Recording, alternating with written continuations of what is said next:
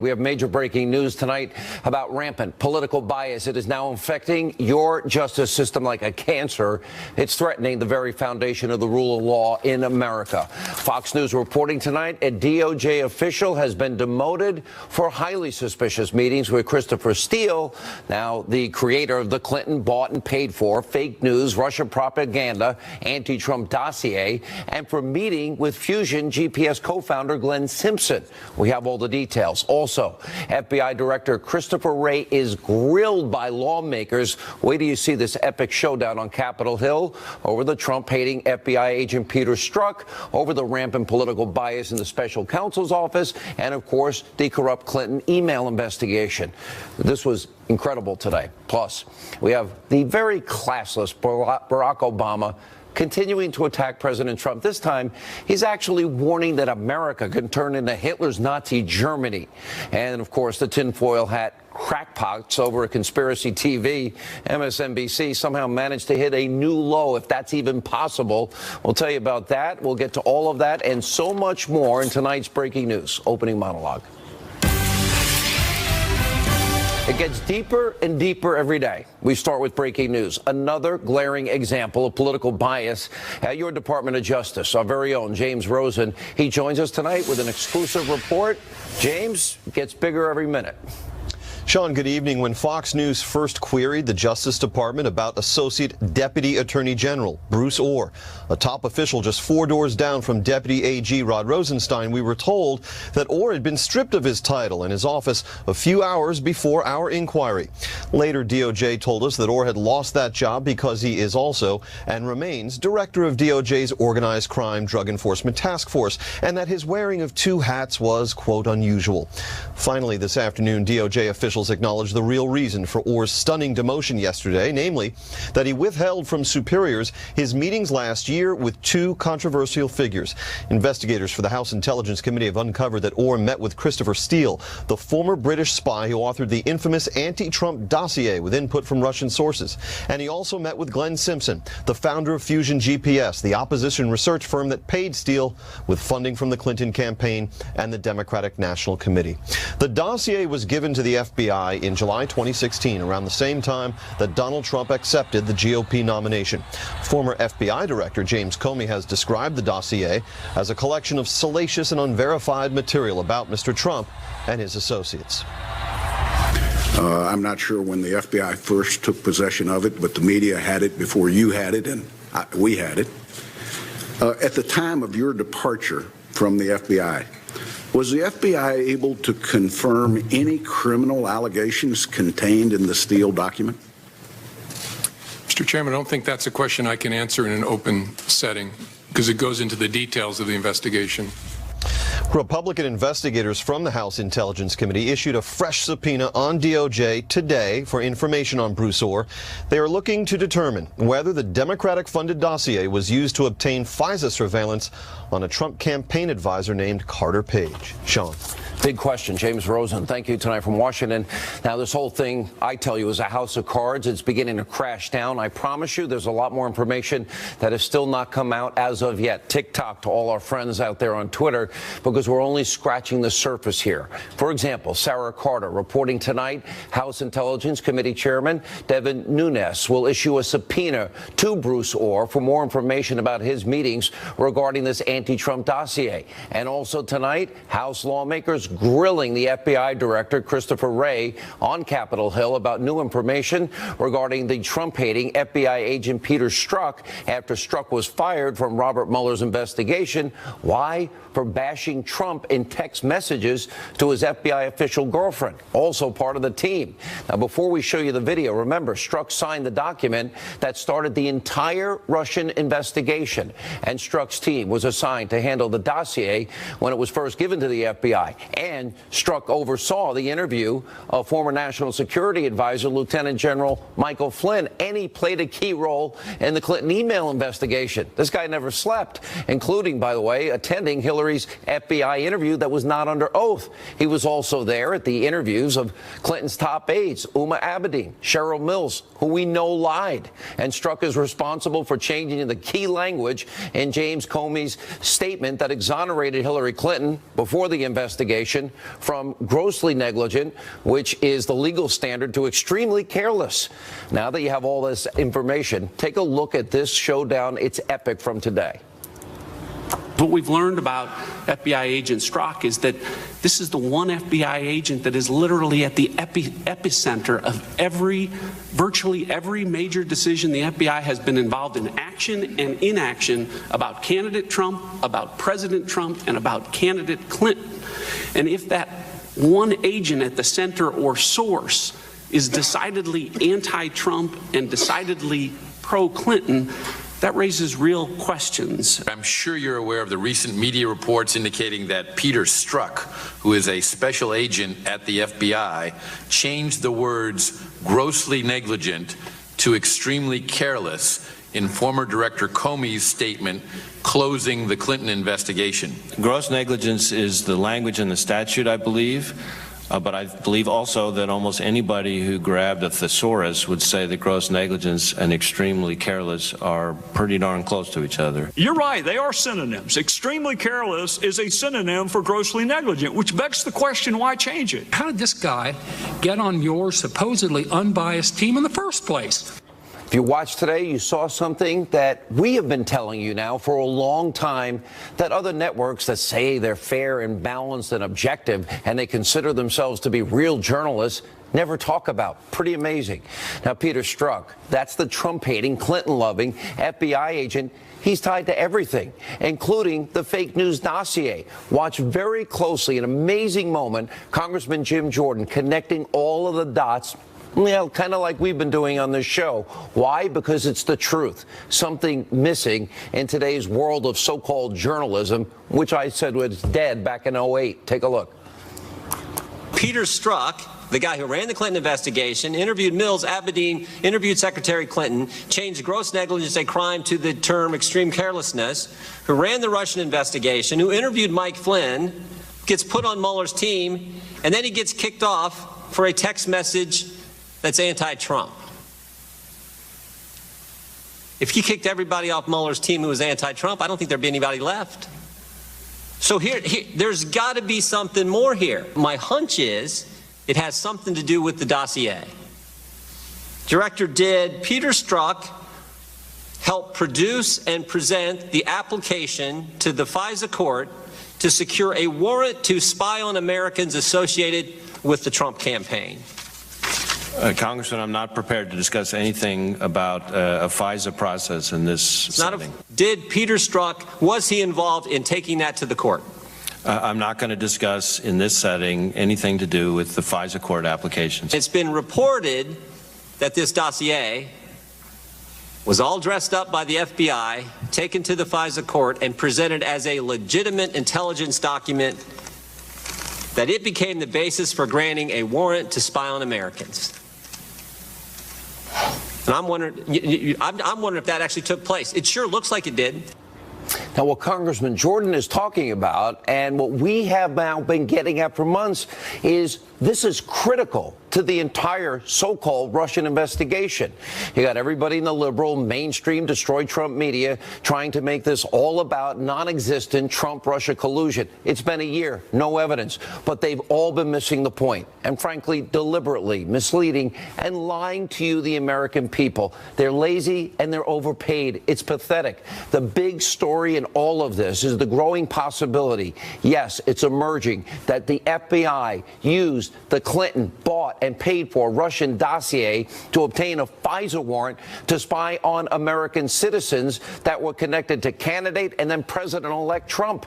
Now, that would be weaponizing the very powerful tools and using them against an opposition party in an election year. Now, let's be clear here. It's not a smoking gun quite yet, but it's coming. But that's all where the signs now are pointing to. We'll follow this every single step of the way. We're ahead of the curve. Please stay with us. And one more very important point. Can anyone explain to me, anybody at all, how Robert Mueller's investigation can be described as fair, impartial, not biased? Let's imagine for just a second it's you. it's your family member or somebody that you love and care about, your friends. Would you really want Robert Mueller and his team of partisan political hacks investigating you? Would you want a group of people that donated over $50,000 to the Democrats and filled with unethical officials and attorneys coming after you that hate one candidate, love the other candidate? Would you really trust them to be fair? Do you think this is how the justice system is supposed to work? Because I don't think so. And also tonight, yes, no class, Barack Obama back again. What is he doing? Launching a new far-left attack against President Trump, warning that America could turn into Nazi Germany. Now, he's speaking at the Economic Club of Chicago, and Obama said the danger today is, quote, growing complacent. We have to tend to this garden of democracy or else things could fall apart quickly. That's what happened in Germany in the 1930s, which, despite the democracy of the Weimar Republic and centuries of high-level cultural and scientific achievements, Adolf Hitler rose to dominate. 60 million people died, so you got to pay attention. And you got to vote. All right, very cute, very clever, comparing the president in a subtle way to Hitler and Nazis. Obama, by the way, how are your unrepentant domestic terrorist buddies, Bill Ayers and Bernardine Dohrn, doing? Oh, and by the way, please send our best wishes to the Church of GD America and the Reverend Jeremiah Wright. Now, the former president is obviously sick, pathetic, and twisted in this obsession with President Trump. He's kind of like everybody in the media. And every single chance Obama gets, whether it be here or at home, overseas, doesn't matter, he's trashing, trying to undermine the president. Maybe he can't get over the fact that his record was atrocious. Maybe he needs to take his own advice and accept the results of the election. Okay, President Obama, Hillary lost. Time for you two to get over it. And by the way, I know this is probably impossible, but maybe try taking some notes from George W. Bush, because George W. Bush never criticized you, not one time after he left office, because he actually respected the office more and thought it was more important. Finally tonight, over at Conspiracy TV, MSNBC, Crazy Liberal Joe and his cohorts.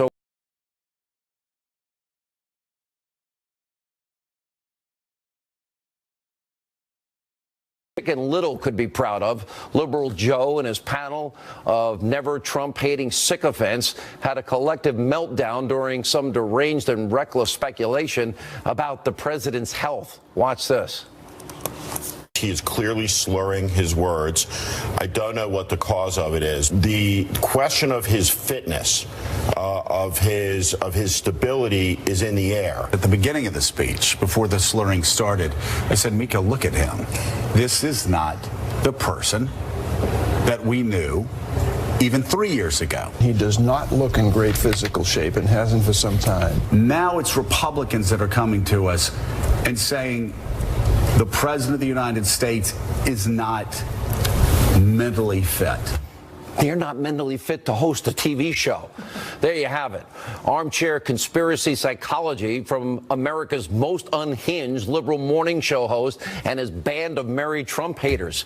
It makes you wonder why Liberal Joe has so much rage and contempt for this president. Joe, you're kind of scaring us. I'll pay for therapy if you need it. Joining us now with reaction, counselor to the president, Kellyanne Conway is with us. Forget about those people because it's a joke. It's at this point they're a caricature of themselves. But the more important issue is this. Is this a fair investigation?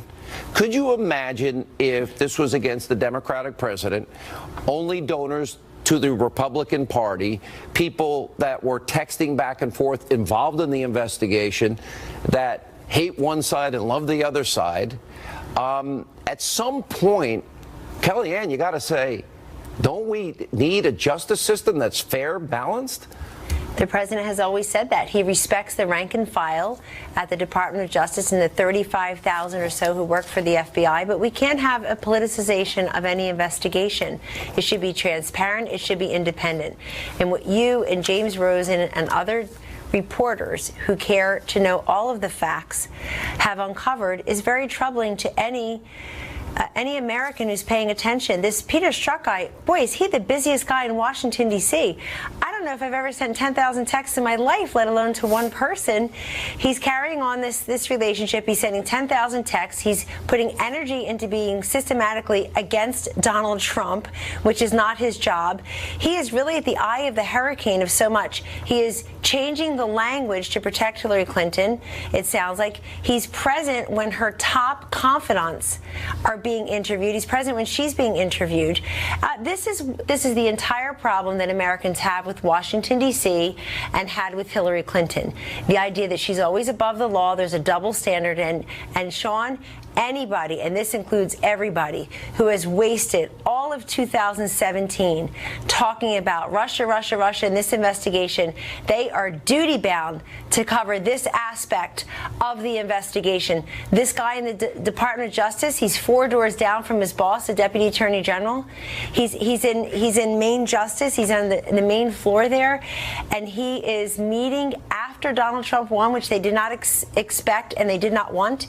He's meeting with the head of a guy who put together a dossier using DNC and Clinton campaign money and trying to figure out a way to discredit the democratically elected president. It stinks to high heaven. And look, I think there's so much going on so quickly with all this information that it's very easy for Americans to just tune it out or feel, oh, it's confused or it doesn't affect me. What are we doing for Christmas? What's going on for New Year's? They will pay attention. And part of it is the media have set a trap for themselves. They've been so obsessed for a year plus with what they consider to be an important investigation. They've been talking about Russia and not America. But it also shows something else. I want to say one more thing. Hillary Clinton, she already had every advantage possible. All the king's horses, all the king's men. She had so much more money, so much more personnel. She had all of the mainstream media. She had all the Democrats. She had so many people behind her. Two presidents, her husband and her predecessor, who's by the way, whose record did not get a third term through her candidacy, Barack Obama's. She had all these advantages, and then after she loses, she still has advantages. She still has people going for her. Donald Trump won on the issues. He was a much better, brilliant communicator and messenger. His ideas prevailed. Hers failed. And this idea on his health is offensive. I won't even dignify it except to say, remember when Hillary Clinton folded like an accordion in front of the whole world on 9/11? We said nothing about it the whole day at the campaign, zero.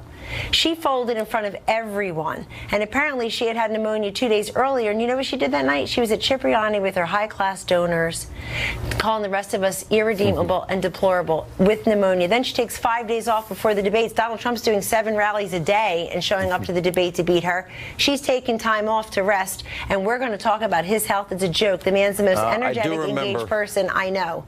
I do remember her collapse and a bunch of other issues that came up during the campaign. Kellyanne, good to see you. We appreciate it. And, thank you. Thank you so much. By the way, those images you're seeing, Ventura County, San Diego, California, you have these wildfires now raging out of control. You have the high-blowing Santa Ana winds coming in. It has really, these are chilling photos. We'll keep an eye on it all throughout the night tonight.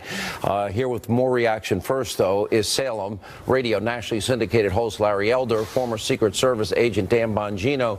Dan, look, we got to be careful. I respect rank and file, Secret Service, FBI, intelligence people. That's not what we're talking about. We're talking about the highest level within these agencies, clearly covering up for Hillary Clinton before they ever investigate, and literally applying one double standard after another, using pro-Hillary, anti-Trump prosecutors to do it.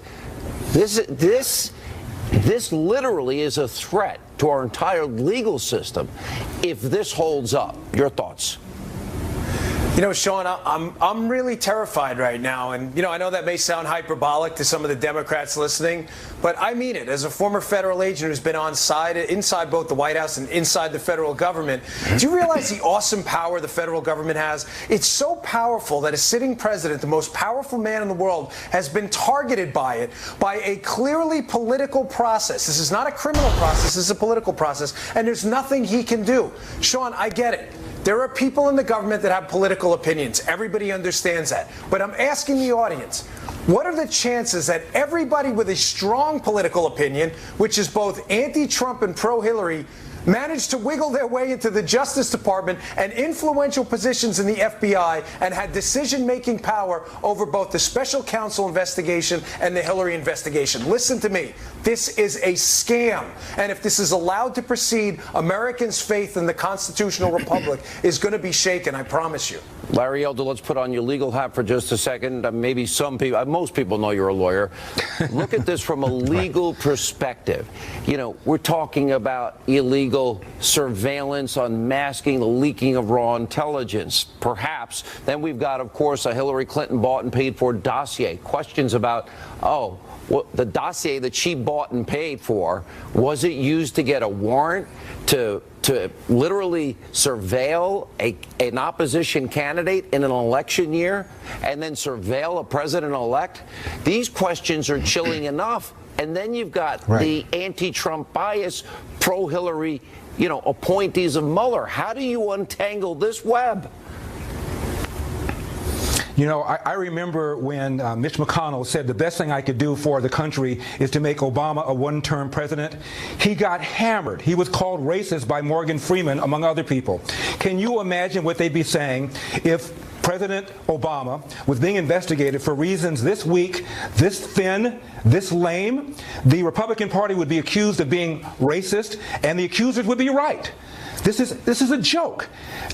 Can you imagine if Obama was being investigated by people who had made contributions to John McCain or to Mitt Romney, and had sent text messages slamming him? Agreed. I mean, it's insane. It's insane. And then to pay for this dossier, and the dossier apparently was the trigger to go to the FISA court to get a warrant to surveil members of the Trump team. It is incredible to me that this is going on in this country. And again, if the shoe were on the other foot with the same fact pattern and they were going after Obama, the country would be on fire. You'd have people screaming bloody murder. Yeah, I have friends of mine retired currently, FBI, and I know you do, Dan Bongino, and they are apoplectic over what is going on here.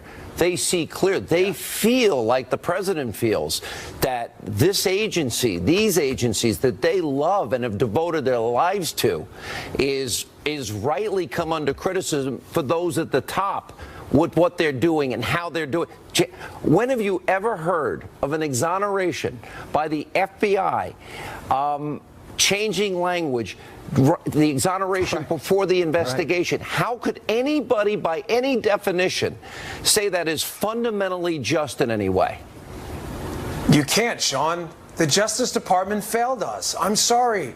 It let us down. I agree with you. I know the rank and file, the men and women. They're great. It's not their fault. But, Sean, the single most important question right now, I believe, in the American political process is special counsel, everything going on. The single most important question was asked by Jim Jordan today.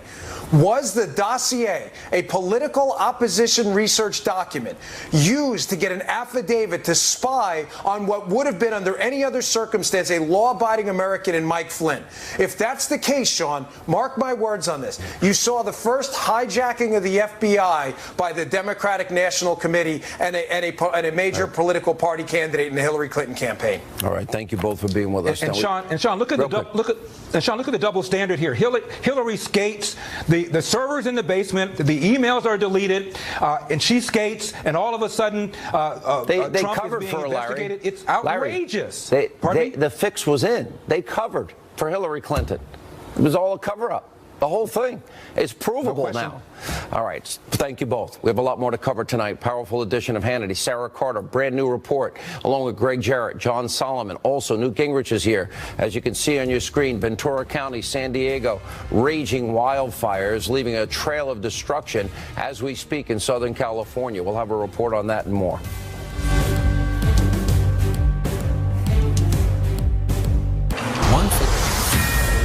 Fox News alert. Wildfires continue to devastate California tonight, according to a fire official. Now 439 homes and buildings destroyed by these wildfires north of Los Angeles. We'll have a live report coming up later in the program. Back to our top story. We have a senior Justice Department official. His name is Bruce Orr. He was demoted because of his ties with Fusion GPS. That, of course, the firm responsible for the dirty Russian anti-Trump dossier bought and paid for by Hillary and the DNC. And Sarah Carter reporting tonight that the House Intel Committee Chairman, Devin Nunes, is going to issue a subpoena for this demoted Justice Department official. Now, joining us now with more on this developing story from the Hill, John Solomon, investigative journalist Sarah Carter, Fox News legal analyst Greg Jarrett. We got to, Sarah, start with where we are here. And it's not just him. Rumors tonight running rampant of a major shakeup coming to the FBI, possibly as early as tomorrow. Yeah, certainly that's right, Sean. That's what I've been hearing as well from my sources. We know now that Bruce Orr, as reported by James Rosen, he was demoted from Deputy Attorney General, and now he's facing a subpoena by the House Intelligence Committee, and that should be issued in the next couple of days. They are issuing that subpoena. It hasn't happened today yet. It's going through the process right now, so within the next day, possibly even as soon as tomorrow, they should have that subpoena issued. And now we're also looking at other developments. I mean, we know that Bruce Orr had met with Christopher Steele prior to the election, and then after the election he met with Glenn Simpson, who is the owner of Fusion GPS, who, by the way, paid Christopher Steele with the money from the DNC and Hillary Clinton to fund the rest of the dossier, the salacious, unverified dossier. So right now what the Intelligence Committee Chairman wants to know is, why did he meet with him? What did they discuss? And why did he meet with Glenn Simpson? And what did they discuss after the election? This is really big news. They say this is big, big news, maybe even bigger than Peter Strzok. All right. That's just all great points you're making. And by the way, also the talk of, well, what did Rod Rosenstein know? What did I'd like to know what he knew. I'd like to know what Comey knew. I'd like to know what Mueller knew ahead of all of this. You know, a lot of questions, John, being raised about, okay, this team that literally has covered for Hillary Clinton and put all these biased people going after Donald Trump, you know, what would it take to get rid of a special counsel? Yeah, that's a great question. It's a high legal standard, right? You have to have one of three things usually. Misconduct. He has to have done something wrong in the investigation. A clear conflict of interest, and that's an area that could become very interesting in the next few weeks.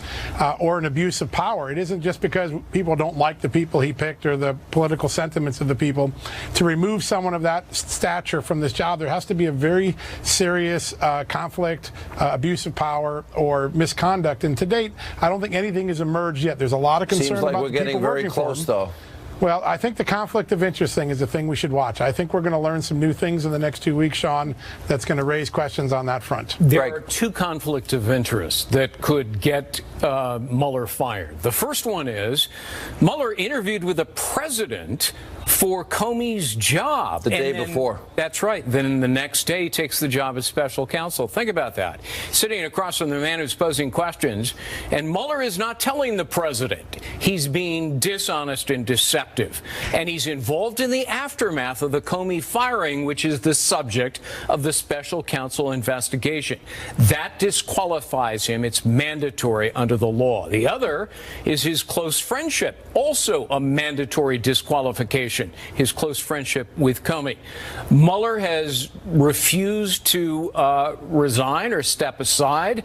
It's time that the Attorney General unrecuse himself, replace Mueller, and clean up this staff that is rife with political bias and corrupt motives. Where are we, Sarah, on the issue of reports that Comey wanted to hire Christopher Steele?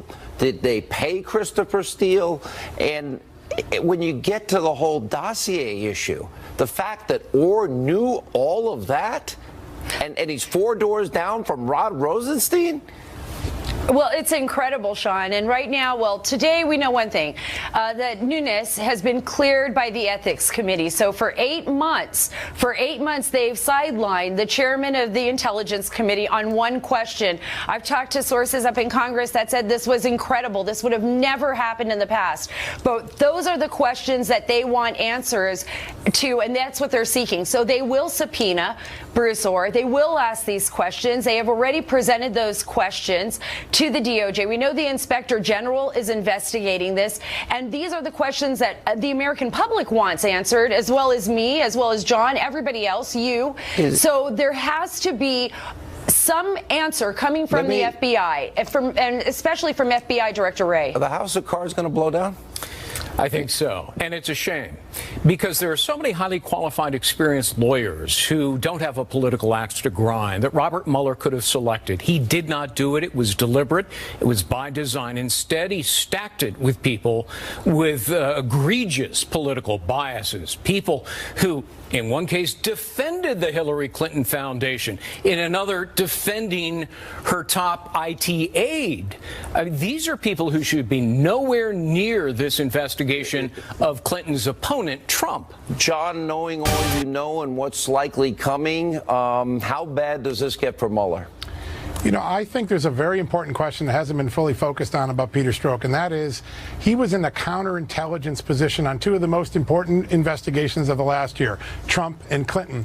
Counterintelligence agents are the focus of foreign powers. He engaged in an affair, if the reports are true. What's the one way a foreign power compromises someone? Through sex and affairs? And then after it's revealed that he had an affair, and it was with a fellow FBI agent, the FBI department, which was talking about the integrity today, where did they put him? They put him in human resources, like he has some expertise on following the rules. It's amazing to me. I think there's more questions to be about whether he was in a compromised position because he had an affair. It was epic at this hearing today. I mean, seriously, what the Republicans did is everything we've all been talking about. It's getting interesting. Thank you all. When we come back, Tomi Lahren, Jessica Tarlov weigh in whether Senator Al Franken should have resigned today. Also, Newt Gingrich reacts to Mueller's partisan witch hunt as we continue. All right, today, amid mounting pressure, Democratic Senator Al Franken announced he will resign in the next few weeks. And, of course, the disgraced senator couldn't help himself, had to take a final parting shot at Republicans. And also tonight, Republican Congressman Trent Franks announced that he would resign from office at the end of January. This after former staffers complaining about discussions the congressman had with them about surrogacy issues. Joining us now, Fox News contributors Tomi Lahren and Jessica Tarlov. Tomi, in the case of Franken, you had the pictures. You didn't just have the case of Leanne Tweeden, and you had creepy pictures with Ariana and Joy Behar, although they gave him a pass, in my opinion, just looking at the picture. What do you do in these cases when you don't know? Well, here's what Franken did today. He pulled a Hillary Clinton. He did a sorry, but I'm not really sorry. I'm not really going to take responsibility. But let's be honest here. He is the sacrificial lamb of the Democratic Party. The Democratic Party doesn't need him, so they threw him away, threw him under the bus, and they hope that this is going to somehow better their case, their moral high ground against Roy Moore. Not sure it's going to work. Yeah, and also they're not losing the seat, Jessica. They have a Democrat who's the governor. We certainly made the decision easier, absolutely. But I'd like to go to the question. Made the decision easier, but there has been 30 years now, including up to and including all through last year, defending the predator Bill Clinton. That's a fact. That's their record. I don't believe this is principle. I believe this is politics and political expediency. There's certainly politics and political expediency here. I do not think at all that the Clintons are relevant to this conversation. And you know what? No, wait a minute. Wait. Jessica, with all due respect, what's relevant is they defended a guy who was accused of rape, groping, grabbing, fondling, touching, kissing against a woman's will. A guy that lied about Jennifer Flowers, and a team that evolved out of the Clintons that smeared these women for 30 years. You cannot tell us this is not relevant. I can tell you because today the Clintons are history. Kirsten Gillibrand came out and said the people that defended all this are not history. What do you want to do? You want to expel every Democrat over the age of 50? No, I want honesty. This country elected a man who has 16 allegations of sexual harassment. Is that what it's all about? Him. It's all about Donald Trump. No, it's not all. So let me ask you a question. Do you believe? Harvey Weinstein? Do you believe? What do you think should happen in cases? I said I was consistent about John Conyers. I said he's denying it. It needs to be investigated. It's serious, but we got to get the facts and we got to get to the truth. Is that the right position to take? I think that we do absolutely need to do that. But step number one is that we believe women. We have decided as a society that we take women's word and then we investigate and we move from there. Jessica, I want to ask you, because you and I are both women. Do you really think that that's fair in every case to take a woman's story as gospel and not ask any questions? The Democrats not believe in due process? Because I can sit here as a woman and say, I don't think it's right that every woman is just believed. Her truth is just taken as the ultimate truth without an investigation. Think of how powerful that is. Trial by social media. Let's get over this. I understand that completely. It's so and I wrote in a column for Fox News last week. I didn't think that Franken had to go, but I believe our first step has to be to take women seriously. There are stories coming out that have hit every single industry. Al Franken, of great abuses. Why? Wait a minute. I agree taking seriously, but how do you know? How do we know? Well, I think that you look at things. I mean, in the Roy Moore case, you look at the notes that he's written. Why don't we? Why haven't we done why haven't we done the forensics in that case? I don't know about the. I think you can do the yearbook and those. I gotta go. Okay. I'm sorry. That's all right. Newt Gingrich is next. Straight ahead.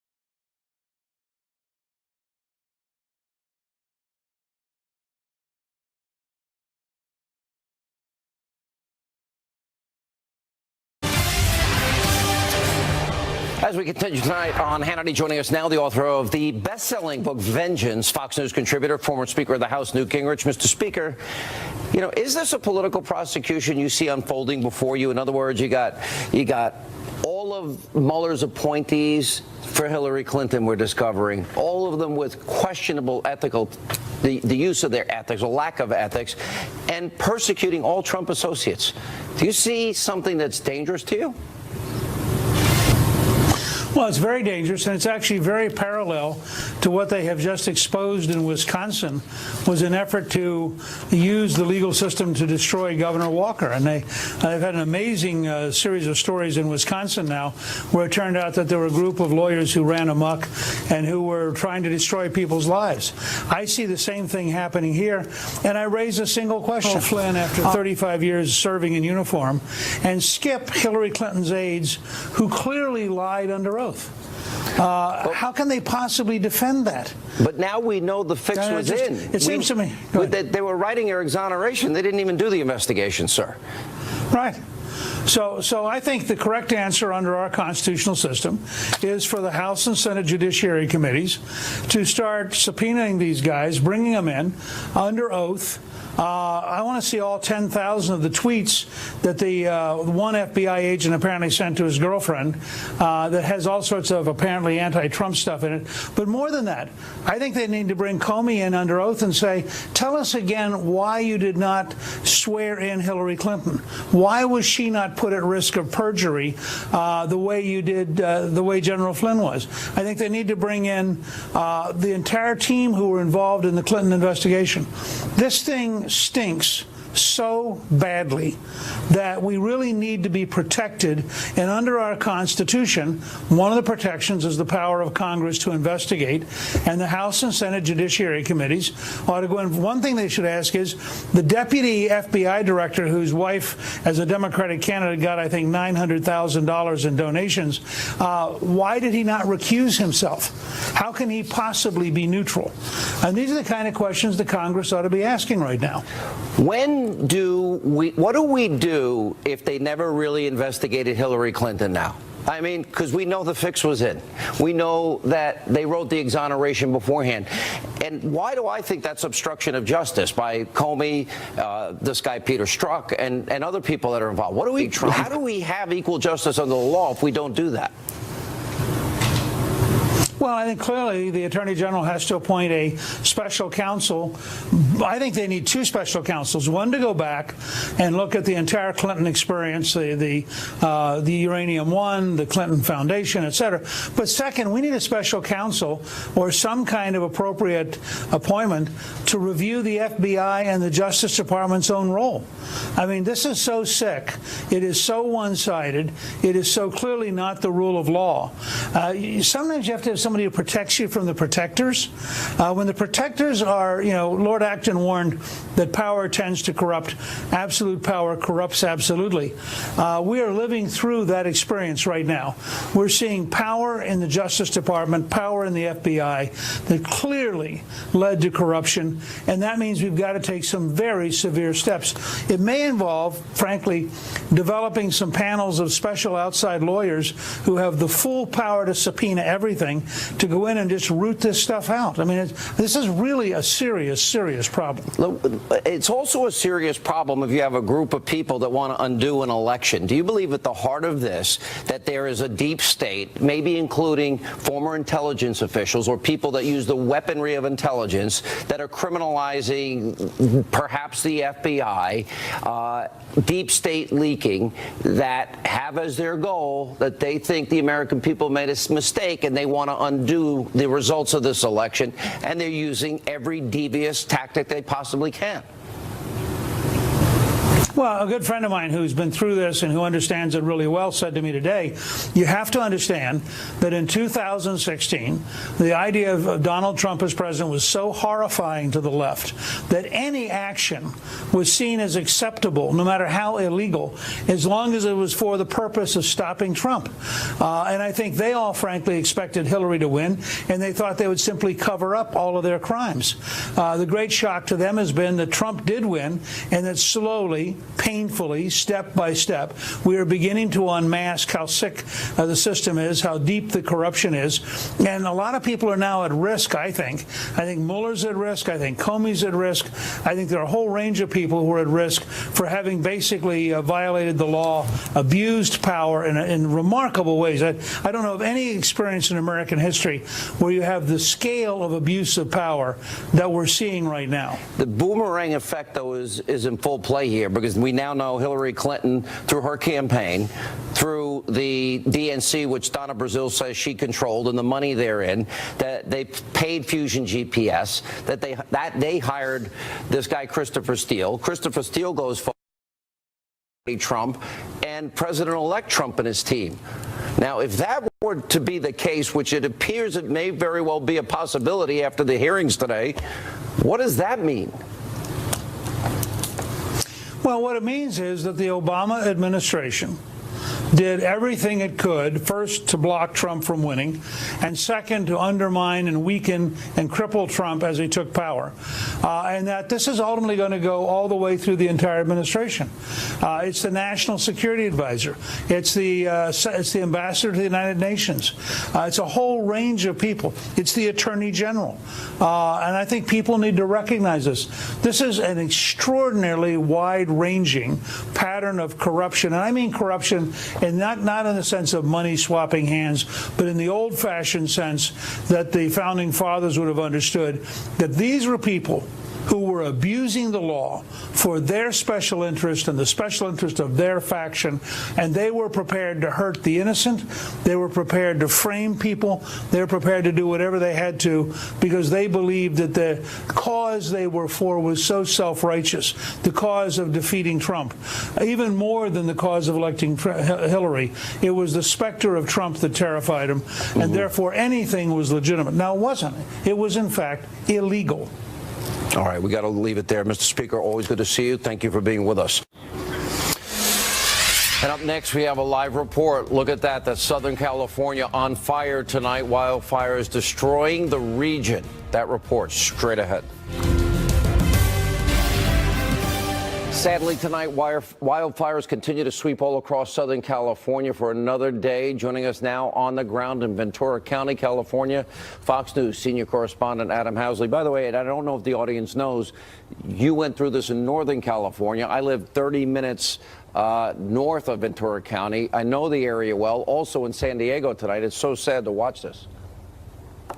Yeah, Sean, fires seem like starting at least one big one a day. This one here is one of the many parts, many fronts to this fire, the Thomas fire. We've been talking to you a lot last night about it. We're just outside of Ventura heading towards Ojai, and as you can see, these flames are pretty significant, and this is just one of about 5 or 6 other major parts to this fire that are still burning like this. The good news right now is there's no wind, but the bad news is you can see this thing is still burning very strong, in fact, threatening homes in a number of places. As we show you this live here, I want to show a quick view of San Diego. A big fire started there today, actually 2 fires down there, and one out near Riverside. This one down in San Diego is the biggest, more than 2,000 acres already. Some homes have burned and 18,000 people have been evacuated. So, Sean, the firefight continues here in Southern California. The red flag alert remains until Saturday. All right, Adam, thoughts and prayers with all the people there. Hope they please stay safe, and very dangerous, and especially with the Santa Ana winds when they come kicking in, very dangerous. It spreads all over.